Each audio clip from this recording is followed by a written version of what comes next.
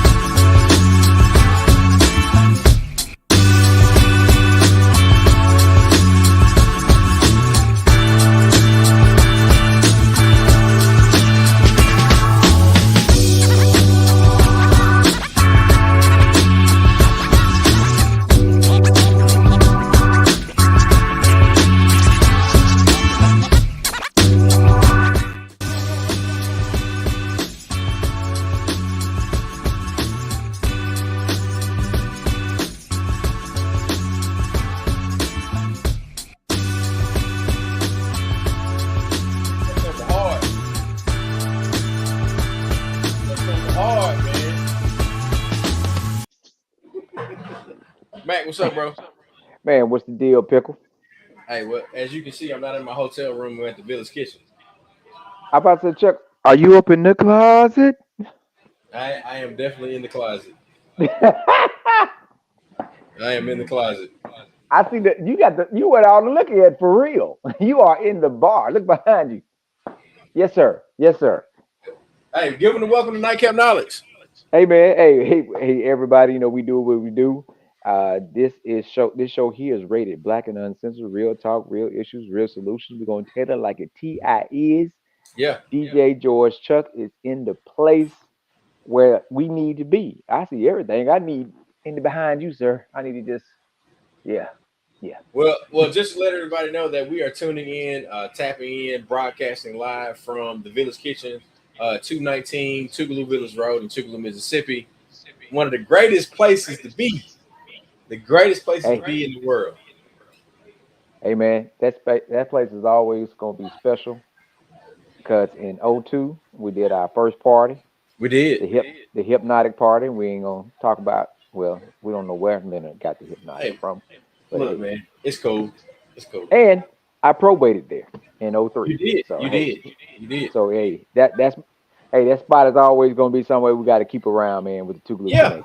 Yeah, and I think it's appropriate that we have this particular guest with us tonight with his HBCU ties, being, a communications professional, one of the folks, with the leading voice for our oldest HBCU. I think it's perfect for me to actually be here tonight. Like we're in Tougaloo, HBCU, and we're talking to a brother that is leading the messaging for Cheyney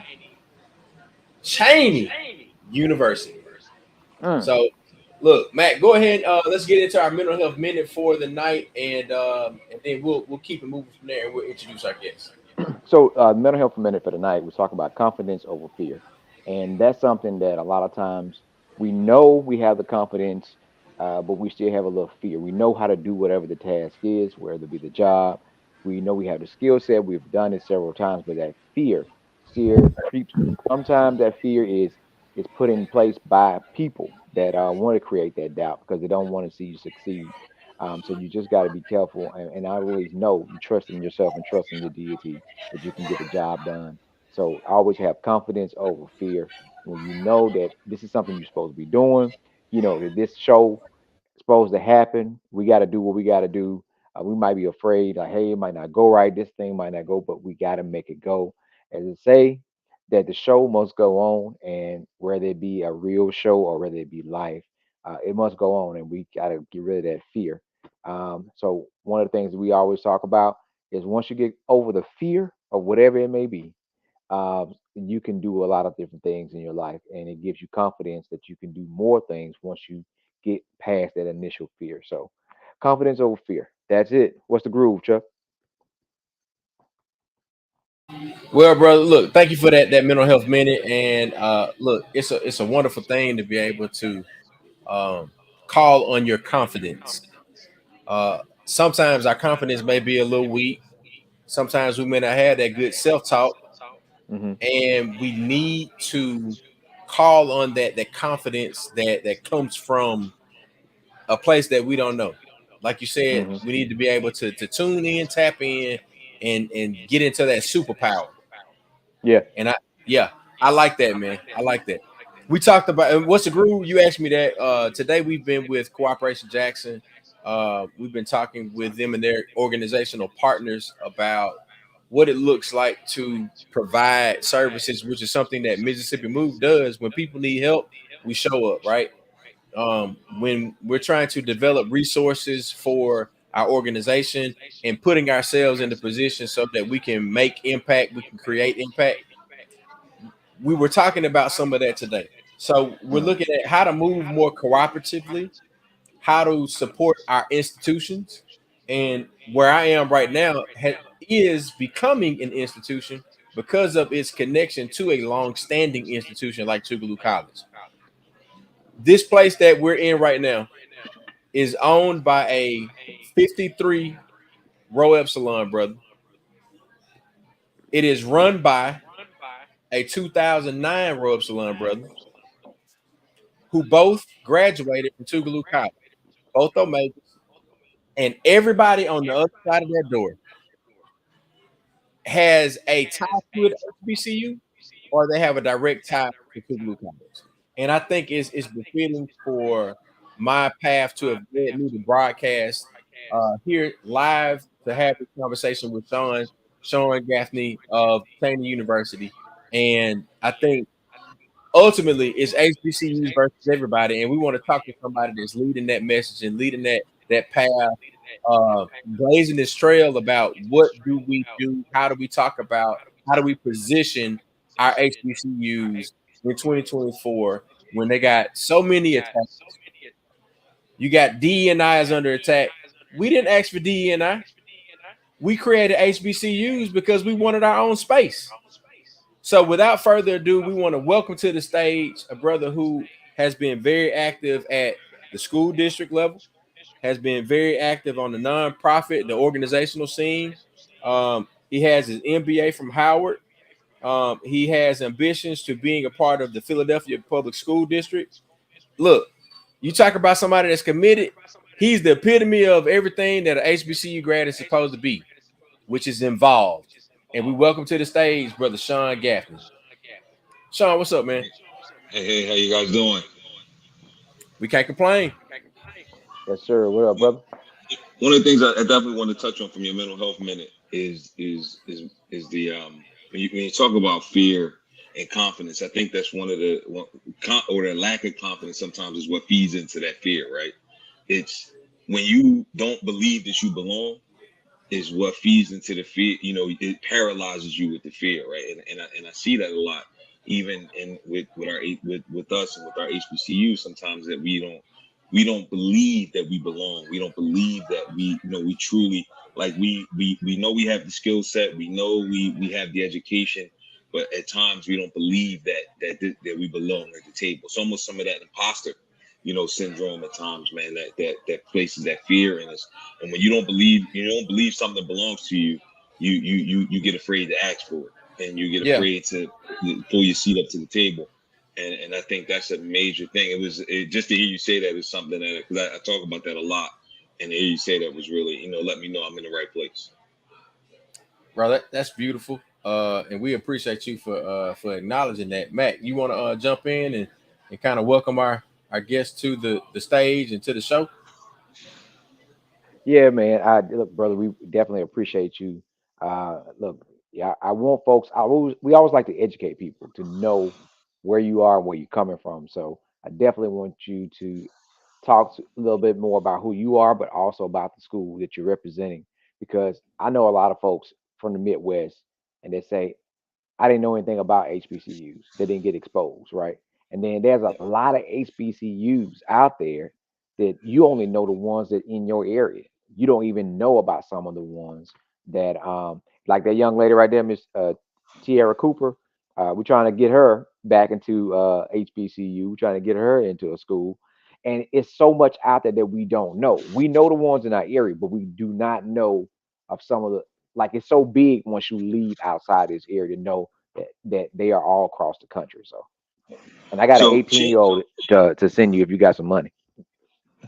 well, so listen, so we do. One of the cool things about Cheyney is that a third of our students are actually on full scholarship, right? So so we're a part of the state system. So the Cheyney University of Pennsylvania, we're part of the Pennsylvania state system, and we have a honor scholarship. The criteria, as long as a high school grades 3.0, essay, a few other things, we can put them on a path, man, to zero debt through graduate school. You know what I mean? Room, board, tuition, books. So definitely, send them up. We can definitely, put them in the right place. One of our key goals is not just to educate, but really to how can we put you into a financial sense that makes the most sense. And just to really kind of give you a little bit a better overview of Cheyney, man, we are definitely the oldest HBCU, came into existence 1837. We're a stone's throw away from 200 years. All right, we have a huge kind of history within the city of Philadelphia. Now we're about 25 miles outside of Philly, but we're still a Philly college. We're nestled right in one of the counties right outside of Philly, about 300 acres. We're in the process now of actually building a new sports complex. The president has been very active, man, and he's on year 7, and he's been very active. Man, he came in at a time when the university really needed someone who understood the business of higher education. And he came in with that mindset, man, and really blaze a trail forward. And one of the things that he really wanted to do was bring about a multi-sport, multi-million-dollar sports complex that could really that could not just recruit, man, but really something for the students, alumni, everyone to be proud of, and be that kind of beacon on campus. A cool thing about Cheyney, man, is that it's a small school. We have about 12-to-1 faculty ratio. Like I said, we have a lot of history in terms of just alumni and people who have graduated, but a huge, just civic history. One of the things I tell people is that you can't tell the history, you can't tell Black history and leave Cheyney, out of it. A lot that, what we've done and how we've kind of carved the way into, into where we're going from all, HBCUs, but for Cheyney to be the first and for me to be there is something I'm immensely proud of. Look, Shawn, I appreciate you mentioning the business of an HBCU and having that business of athletics. One of my mentees, he started as a DJ. So for me, let's give you a little background of me and Mac. Mac and I are both Tougaloo grads, Tougaloo College, Tougaloo, Mississippi. Um, we have maintained an office for our nonprofit organization for I don't know how many years, directly across the street from Tougaloo. And as I mentioned earlier, we're in Tougaloo, Mississippi right now at the Village Kitchen, which is located on Tougaloo Village Road. The guy that I'm referencing has a deep knowledge of the business of sports. He found himself in Las Vegas, and he found himself in Las Cruces, New Mexico. And Mhm. through all of the things that he's done, he's now headed to Atlanta to work in the WNBA. And one of the conversations that we've had a lot of time over the phone in text message is, when do we get athletic directors and university and college presidents from HBCUs that understand business? Could you talk to us a little bit about like what it means for you to have a president that understands that, and some of the plans that you guys have in terms of the next 3 years to get to that 10-year mark of the elevation of Cheyney? So it's key, right? Because what historically, HBCUs is in the higher ed landscape in general is emotion based, right? It's based on the emotion of education, and in educating young people and pouring into them, and that's a huge part of it, but that's only half of it. And in the other half is understanding that you're running a business, no differently than a nonprofit or anything else. You have to understand that, yes, you're running a business, and that you're in the business of changing lives. And what President Walton has brought in is a scope of understanding that, listen, we're going to maximize. One of the key things that he's done is maximize our acreage. We had some buildings that weren't being used. So he says, well, how can we maximize the buildings on campus that aren't being used? So he's kind of formed a model of a public-private partnership model where he's partnered with businesses in and around the local area to bring their local hub and headquarters on campus, and then develop a revenue share model where we're landlords, so we're charging them rent, but we're also sharing in revenue that they generate, on campus, while also baking in that you have to take a certain amount of interns from the students. So now we're creating an internship model for students to be able to walk across campus. And especially with us being kind of and when I say 25 miles outside of Philadelphia, it doesn't sound like a lot, but it's not. If you don't drive, you're an hour and a half from the city. So, for an 18 and 19-year-old, where all the internships are in Philly, that may be insurmountable. Well, now that we have 5 or 6 businesses on campus that like one key business we have is a basil farm. The majority of the basil sold in and around the Philadelphia area comes from Cheyney University. And that's and having students who are able to intern. We have a science hub. We have a bioscience hub. We have a few biotech firms that are hubbed and at Cheyney. And so those things, and that, is saying, okay, how can we leverage what we have to maximize and bring revenue into the school so that the school can grow and lessen our dependence on financial aid dollars, state appropriations. Do you need them? Of course, you need every dollar that comes in, but you need to make sure that your portfolio is diversified in a way so that you're not dependent and beholden on what the state says in their budget, because that can change from year to year. Your student enrollment, right? You don't want to just be beholden to, we have X amount of dollars to spend because we expect this many students to enroll. You want to be able to function and operate in a way that makes sense regardless of those things, right? You want to be able to have several streams of income and revenue, and that's one of the main things that he's been able to do. We broke ground with the sports complex this year. So we started the demolition of the old complex, where we actually have our groundbreaking ceremony in April. We'll put the shovel in the ground and start working on that. And we're expecting about a year and a half. It's a $50 million sports complex. It's going to house basketball, tennis courts, indoor track, outdoor track, football field. So it's going to be a pretty amazing thing that we're looking to have, and it'll be that kind of beacon and really fold into that next step of President Walton's journey. Look, man, that's heavy. That's a lot. But you said that y'all have been working on this for 6 years or so, or 7 years. Yep. And it's cool for us to have this conversation right now, because a lot of what you mentioned is some of the things that Mac and I have been proposing to our alma mater, Tougaloo. Mm-hmm. Tougaloo's land rich, and you talked about the increase of acreage. If I can use this as a consulting session with a good brother like yourself.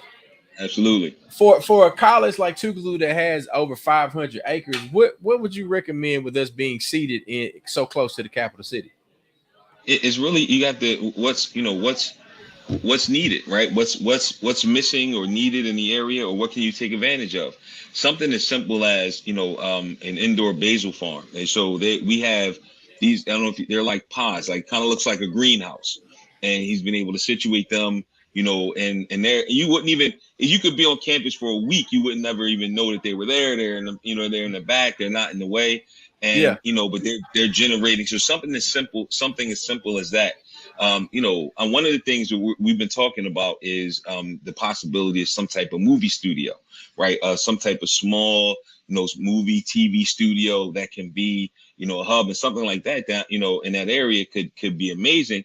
And then where you can have something where you can produce small things, TV, YouTube, anything like that, where you can have those kind of pods, because those things are popping up even at the mall.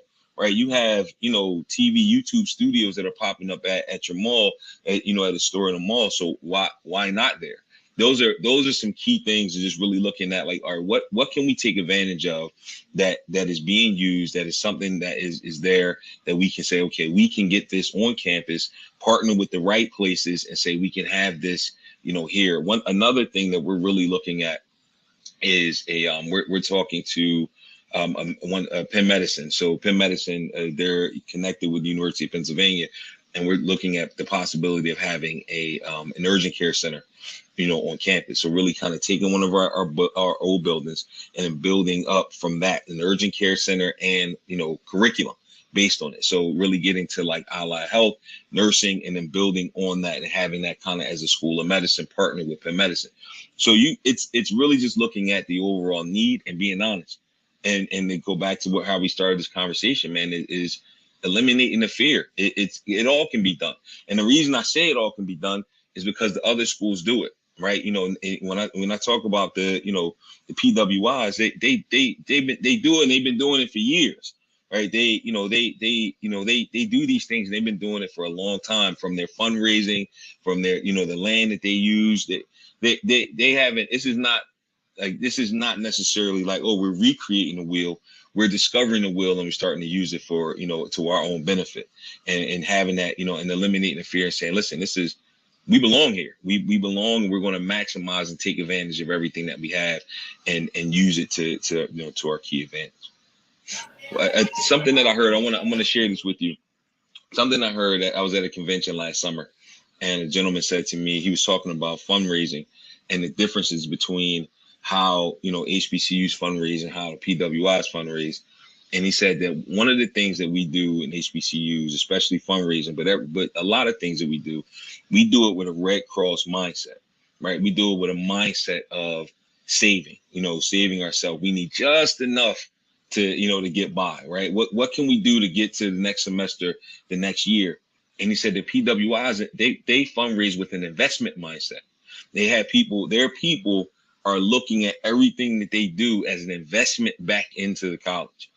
So whether they're talking about alumni, businesses, using the land, any and every, everything that they do is about maximizing and investing back into their endowment, investing back into the university, to make sure that they have everything that they need to fund. And these schools run like corporations. They're running because they understand that the business part, and they're running and they're investing, and it's not about necessarily that Red Cross mindset. And I think that's something that now you're starting to see a lot of HBCUs start to adopt, and starting to say, okay, we can get hundreds of millions of dollars for philanthropic dollars into our systems, and we can ask for that money because we deserve it, and we can capitalize on it, and we can build on it because we belong here, and we know how to maximize that investment and use it properly. And I think that's something you're going to start really seeing us over the next, not just Cheyney, but HBCU landscape will start changing over a period of time because of that. Matt, go ahead and jump in, man. I can see you over there like you bubbling up with something. Well, listen, I guess for us to know that we're on the right track, so we have a couple of high toners on Tougaloo campus. They have an ag program going on, where the students are involved and able to receive resources to actually play in the dirt, as we say, and that thing is expanding. So we actually took place, Chuck and I, and helped broadcast the first one they did from the big harvest. But that's growing, and then also We start talking about the taking advantage of other things on campus that we are right on track with that. We're working with a lot of the folks over there, but it's just like what you just said about the mindset to have just enough, and then that's also connected by us.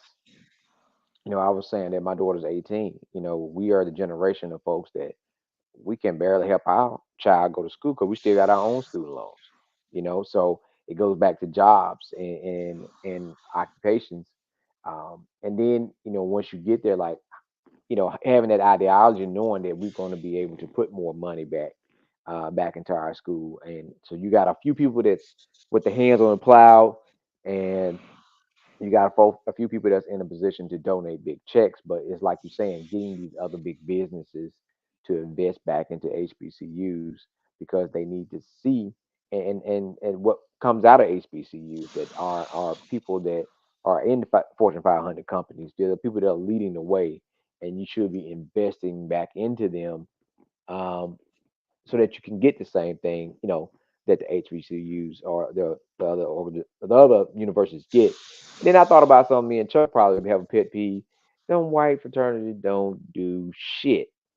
Now I'm talking about they ain't finna walk nobody across the street. They ain't finna do a car wash. They not finna do nothing. But they have houses that you think our presidents at our school will stay in when you go visit their campuses.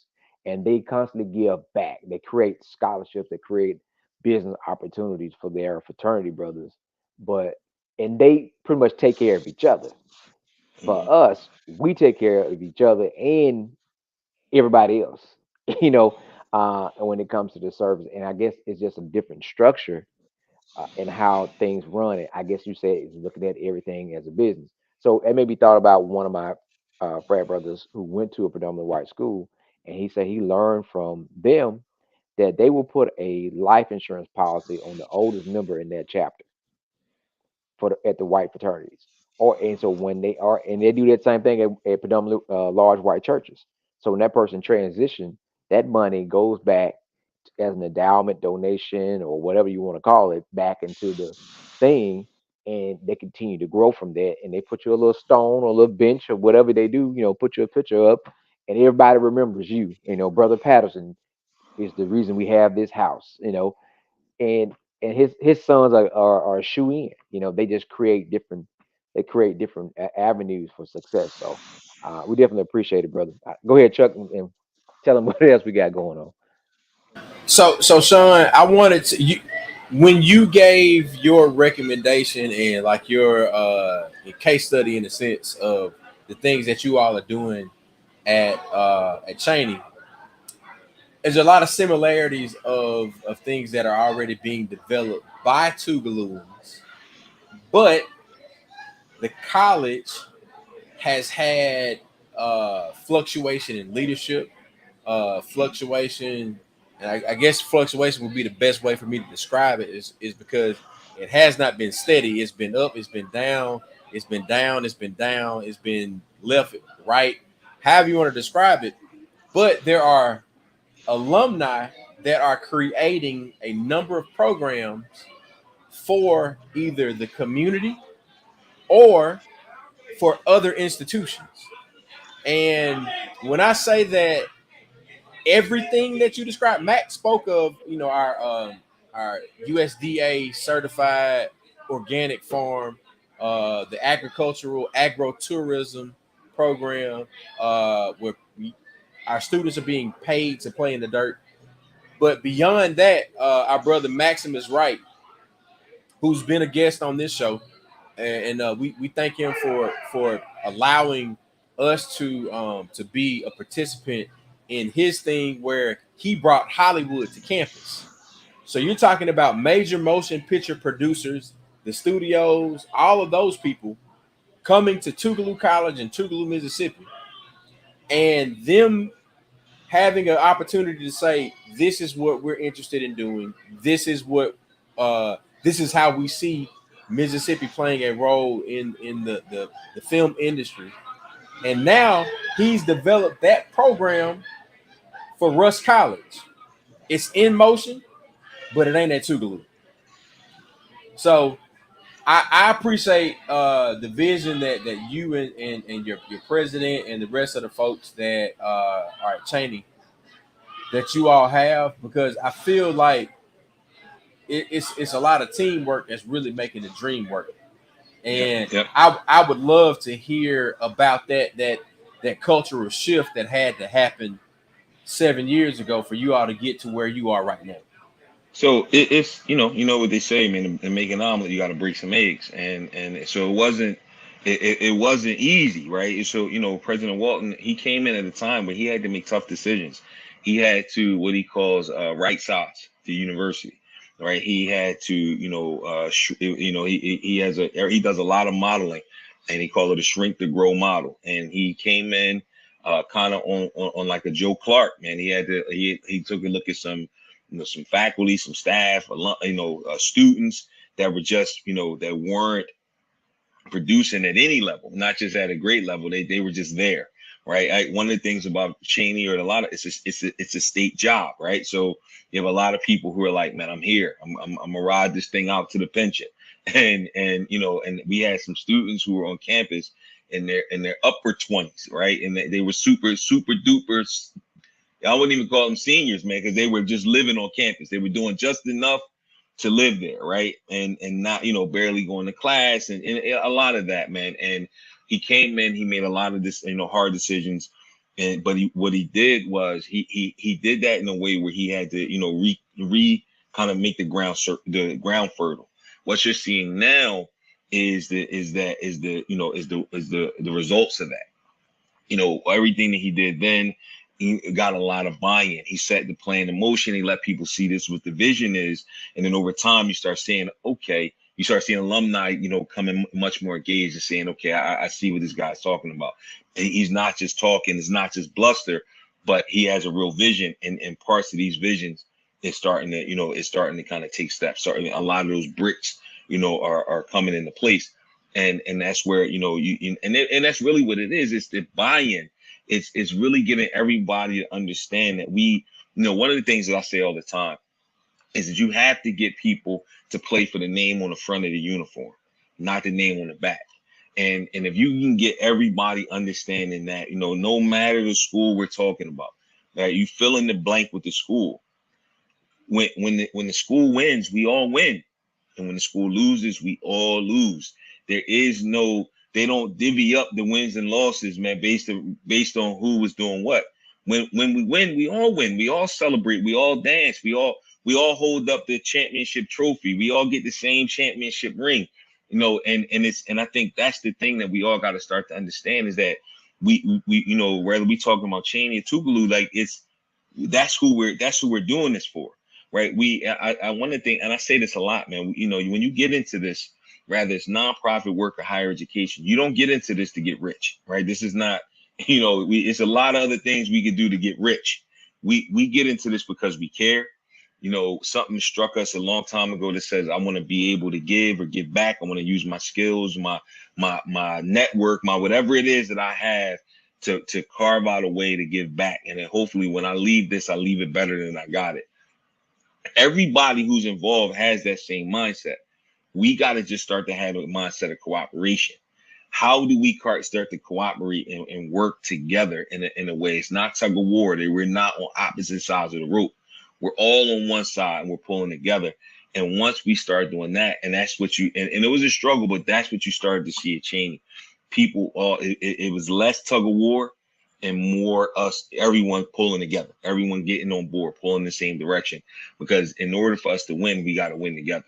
And that's really the only way to do it.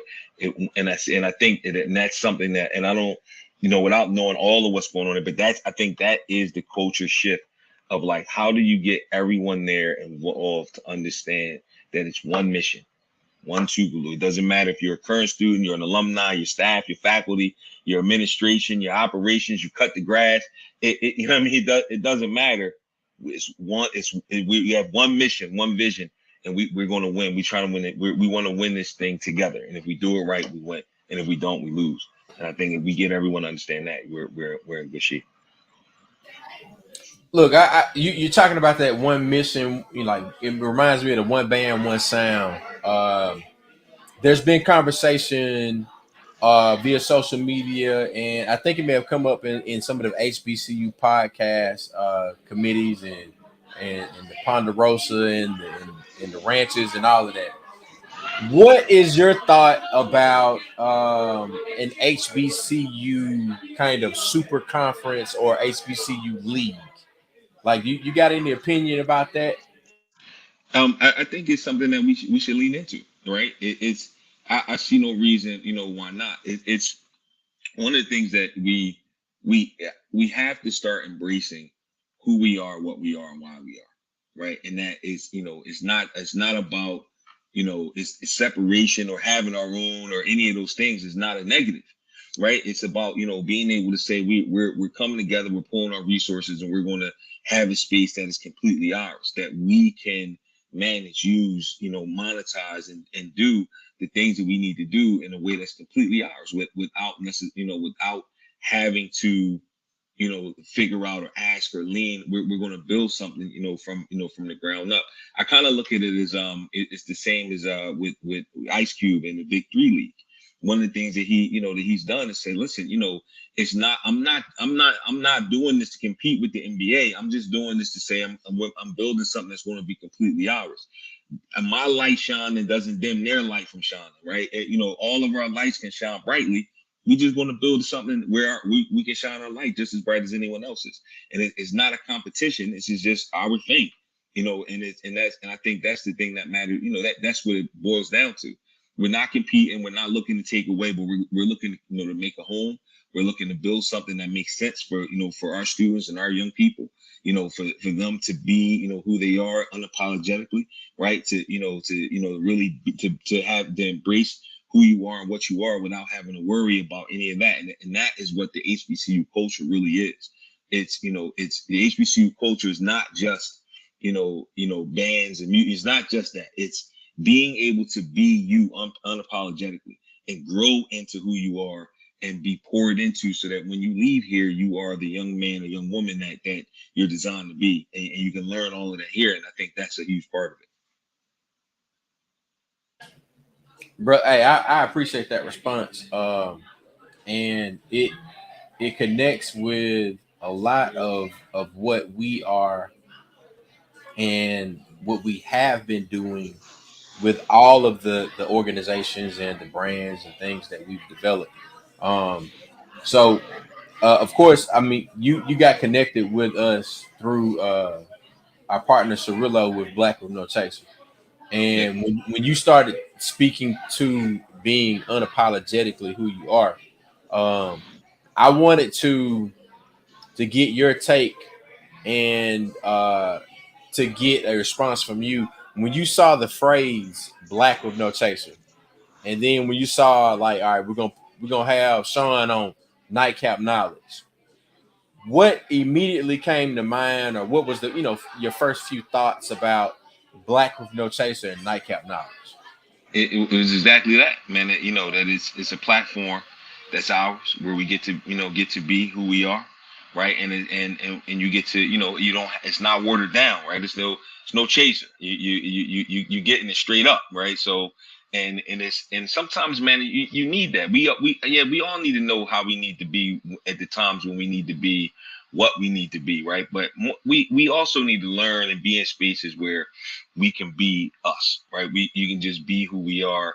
We can be Black, right? And we understand what that means, and we need to make sure that the world starts to understand what that means, and understand that that's not a negative. That being Black is not a negative thing, right? It's not, being Black is not. I'm not, being a Black man is not a monster, right? It's not, it just means that I am who I am, and I'm proud of who I am. Right, that my son is going to, my 8-year-old is going to be a Black man, one day, and to be unapologetically about that, to be, who you are, and embrace your heritage of no matter what that is, rather it's, if it's, up north, down south, Africa, it doesn't matter, whatever, to be able to embrace that out loud and do that in a way that makes sense is and get people to understand that this is not, I shouldn't, my presence shouldn't offend you. because I'm, you know, I'm not trying to offend you. And I think, and that's what I really got from that, is that this is, you know, a platform that you guys designing, and you know, giving people a chance to say, listen, come here, be you, right? Don't, you know, you don't need to put on a whole bunch of airs. Don't do nothing to, you know, come on here, man, and you know, and talk, speak your mind, say what you need to say. This is, you know, it's not a job interview, right? You don't have to, right? You don't have to be, you know, buttoned up and yes, you know, you can just come, yeah, right? You can come on here, and you know, and because listen, I'm gonna be, I'm gonna be in the closet at the restaurant, in the bar, right, with the you know what I mean, I'm here, and it's no chaser, and we're gonna do our thing, but at the same time we're gonna have intelligent conversation, right? That's gonna touch lives. Somebody's gonna hear what we have to say, and it's gonna motivate somebody to move, right? And we may never hear about it. Somebody listening to this conversation is going to hear something that's going to say, that's it, and I'm gonna move on it. And to me, that's what gets me out of bed every day, is because I know the things I'm going to do. I may never know the result, but I know it's going to change a life somewhere. And that's the thing that pushes me every day, is that I get to tap into somebody's life by just being me. By, you know, I don't have to pretend to be something other than me. And you know, in 47 years on earth of being me has gotten me this far, so I'm good with it. Look, Mac over there shaking his head. Go, come on, man, get off mute. Hey, you know what he's saying, man, is like, uh, for us, you know, I've spent 7 years on community talk radio for, called 90.1, and I used to all the time, you know, see some people, and then you always had these folks that call in. Then it'd be somebody like, "Hey, yeah, man, I heard y'all the other night." I was like, "Really? That was good information. I really need to hear that." And you're like, that person never called in. That person never said anything on Facebook, and they would never say anything. And it'd be like, 3 months, or so that they talk about a show, and it gives you that, like you said, you are giving folks the information. You are saying what needs to be heard, which is why we created this platform of Nightcap Notch. We're like, look, Chuck, everybody at home, they even put the kids to bed. Chuck said, put the kids to bed. A hard day, you get you a drink. You'd have been playing dress up for them folks or whoever all day. I ain't got time for this shit. We finna just let it fly. We finna act like Mm-hmm. somebody uncles and aunties at the barbecue. But we are gonna bring you information that you need to hear that's life changing at this time. It's not during the day while you might be at work or whatever. We're going to hit you with some of the information you need, from bringing in the first Black Public Service Commissioner, to bringing in members of the House of Rep, to bringing in Black business owners, to bringing in whoever. We're going to bring these folks in so you can hear this information. And then some people go back and watch it later. And we've been trying to be consistent about that, because we are, you know, we always ran something. Chuck made this shirt, right? So we talk about creating our own and having our own, and so this is one of our mottos that we have for our nonprofit. We're going to move Mississippi forward, all gas, no brakes, and that includes our schools and in our institutions as well. So, we like, man, we need to get you down here, get you a contract to consult and introduce you to some folks, because models, right? Pastor Mike Harris said models. We need some wins, and we need some models. I can tell Yep. you all this stuff what you should do, but then when I can say, hey, that's what they did. This is where they started. This is where they are. This is the playbook. This is what they did. And they can Yep. say, Yep. okay, yeah, and that helps you to know that there's a hope, and that's what people we need to see. We need to see some hope. It really goes to what you said about, when you look at some of those fraternities at other schools, when you look at like how they do plan giving, how they put it in their will. You know what I mean? That, listen, X amount of dollars is going to be given back to the University of wherever, right? Georgia, Miami, Michigan, Villanova, whatever the school, right? That they give back X amount of dollars to Penn State. That there's a part of a life insurance policy where X amount go. It's a structured model that is in place, that somebody put in place 100 years ago, right? They don't know who or how or where. They just know this is what we do, right? This is what when my daddy went to Penn State, and my daddy's daddy went to Penn State, and they said this is the way you do it. So this is the way I do it, right? And it is something that's just there, and it just happens. And that's the key. And we're getting there, man, because one of the things that we got to understand is that we're kind of really breaking our, cutting our teeth as far as our maturity with a lot of HBCUs, right? They came in the play at a time where, funding, seed, they just didn't have, and we're really starting to say, okay, this is our place, this is our time. And now that we're really understanding that landscape, and that's the next step. How do we work together so that we can see that whether it's in the North, if it's, Cheyney and Lincoln and DSU and UDC, or if it's in the South, right? Any schools, how can we work together and say, here's a model that's working over here in Alabama, right? And if it's working here, then it can work in Mississippi. Bam, let's take it from here and put it here. If it's, what does that look like? How do we build, if it's working there, we build it together, we shine together, and then we take that model and we take it to the next spot and make that work, because and that's the way that we're going to grow, is by emulating what's working and not keeping it a secret. And I think that's a huge thing, man, is that, we have a lot of like, shh, it's working over here, don't tell nobody. This is groundbreaking. We breaking ground over here. Nah. Hey, if you have a 10-minute conversation with President Walton, he'll tell you, he'll give you his whole playbook, man. He'll tell you about public-private partnerships, shrink to grow model, hard decisions, like everything that I'm saying, I have no problem saying, because he doesn't hold it close to the vest. He's like, listen, this is, if this works here, it can work anywhere, right? If you have the land, you have the will, and you got the people to do it, right? You can take this and put it together somewhere else. And it's this, and I think that's key. And I think we could do that all over, man. It's not rather it's this model or any model, but yeah, so definitely, man, I can get down there at any time. We can sit, we can talk, we can, we can break bread, and we can figure out what works. And then we put it together and we make it work. Then that's all, because at the end of the day, for me, that's what I need. That's what I love, is being able to see, a thought, 3 men come together with a thought, right, do the work, see the thought into a reality, see it work, see lives change, and then I move on to the next thing, man. And I know we change lives together. So that's lifeblood for me. Yeah, man. Look, we got to definitely make that happen. We do our homecoming in October, and Mac and I have. I would say we weren't the idea behind like really growing what we've become, like sort of the engine behind. But as I mentioned, like I keep shouting out the Village Kitchen and Antron McKay. Mac has known Antron before I knew Antron. Mac has known Antron since he was a small child, right? Now Antron becomes my fraternity brothers, but we're all Tougalooans. Now, what does that look like now? If I could show it, I can't move my computer, but if I could show everybody, it's 15, 20 people out there that are eating, drinking, and fellowshipping.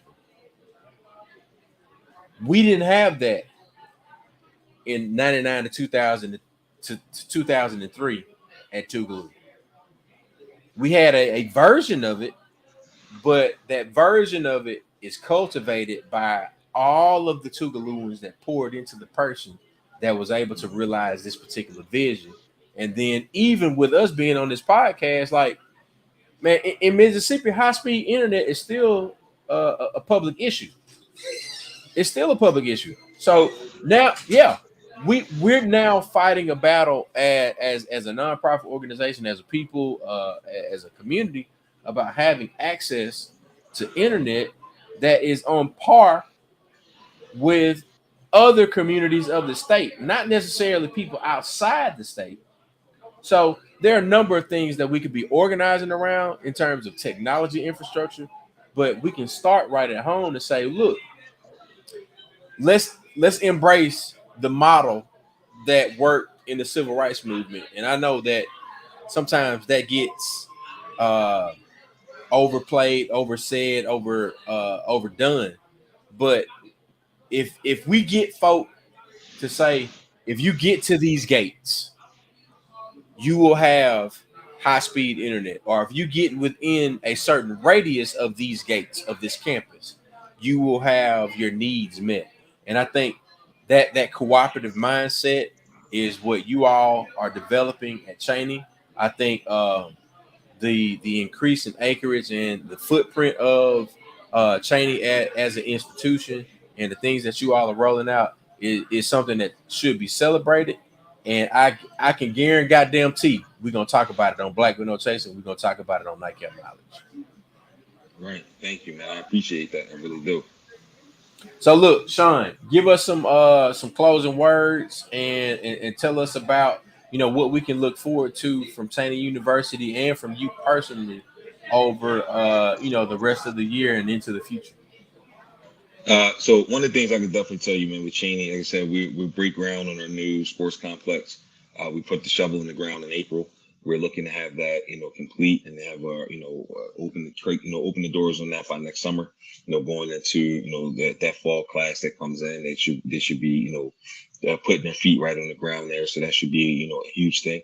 We're already in the thought process and planning phase of our bicentennial. We're about a decade out from that, and we're going to make that a huge thing. To be the HBCU that gets to 200 years is going to be, we're looking, our theme is going to be an HBCU party. So not just a Cheyney party. We want this to be, a huge major, HBCU party. But Let us know how we can tap in and help with that. absolutely, and we want to, because that's the goal, man. Is I want this to be an HBCU 107. All of us there, I want every representation from every school, really there doing the thing, because it's major, right? To 200 years from a school that was birthed during when we were during slavery.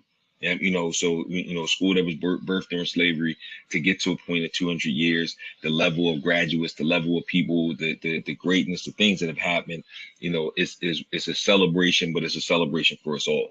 So that's something major that's on the horizon that we're really kind of digging into. And me personally, man, I'm enjoying family. So I got an 8-year-old, I have a 20-year-old who's finishing up her third year in school, and I'm getting ready to have my first grandchild. So I have a grandchild due next month. So all of those things are exciting. You know what I mean? So it's just I'm kind of living life, enjoying life, and I'm on all ends of the spectrum, right? I got my oldest will be 28 next month. My youngest will be is 8, and like I said, and I'm about to have a granddaughter. So I'm all over, and kind of really going from there. And one last thing, I'm really I just started the process of trying to get on the school board with the school district of Philadelphia. So we just started the application and interview process with them. So just keep me in your prayers with that. And I want to think it'd be a really good way for me to, I think, board. One thing I will say, and I'll say this to all your listeners, if you can serve on a board, if you can get on a nonprofit board, do it. Reach, and a lot of times it's a matter of asking. You in nonprofits that you work with, talk to the leadership and find out, do they have a board, and if so, how can you be a part of the service? Because a lot of times it's that board leadership that helps move the mission, right? When there's some mission drift, when there's some the vision is a little foggy, the board can really help with moving. And a lot of times it really helps to just feed your soul, because serving on the board is volunteer. You don't get paid, but you get to really tap in at a decision making level and say, here's how I think we should be moving forward. Rather it's fiscally, mission, programmatically, no matter what it is, you get to have some level of say so. So I would definitely say that, man. If to any of your listeners, if you have the opportunity to serve on the board, do so. If you don't think you do, you do. It's not about your position. It's not about your title. It's about your lived experience. Bring your lived experience to the board, and I guarantee you'll be it'll be what you need. Look, brother, we appreciate that. Mac, you got anything to close us out?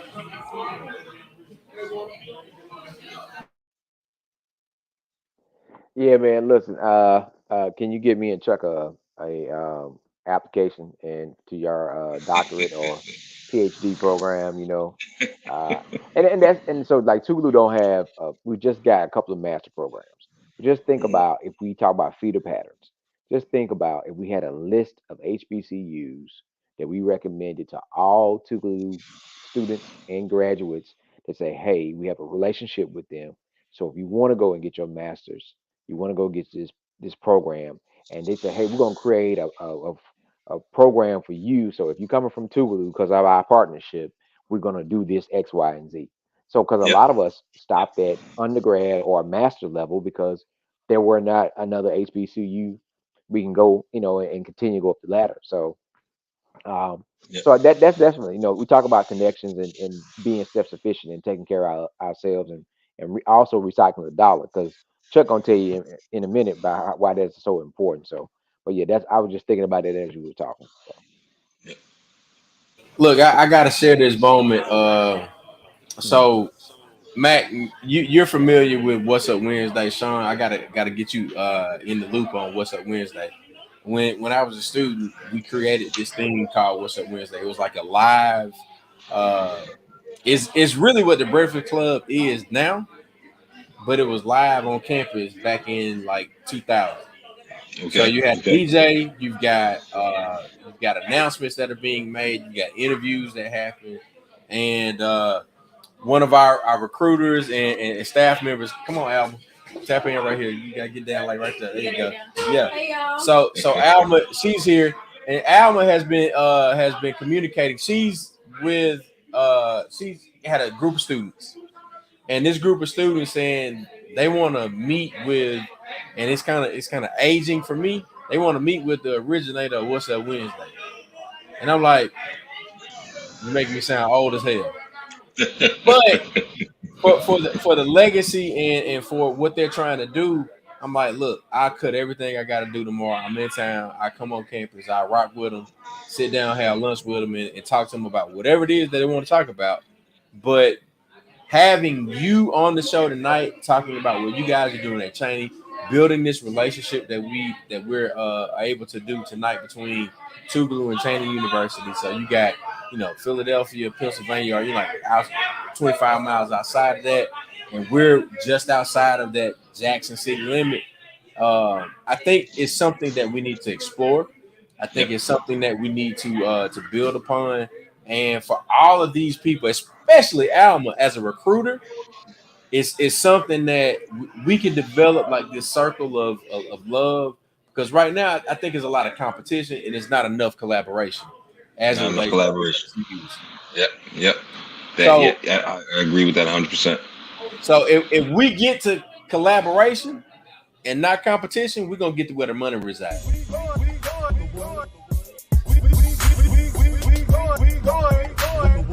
Wait. 9 p.m. Y'all tune in, tap in, and tell somebody to tune in. Share this with somebody that needs to hear this message. You put some on your head before you go to bed. Ladies and gentlemen, we thank Shawn for coming in all the way from Cheyney University, and this is Nightcap Knowledge. We'll see y'all next week.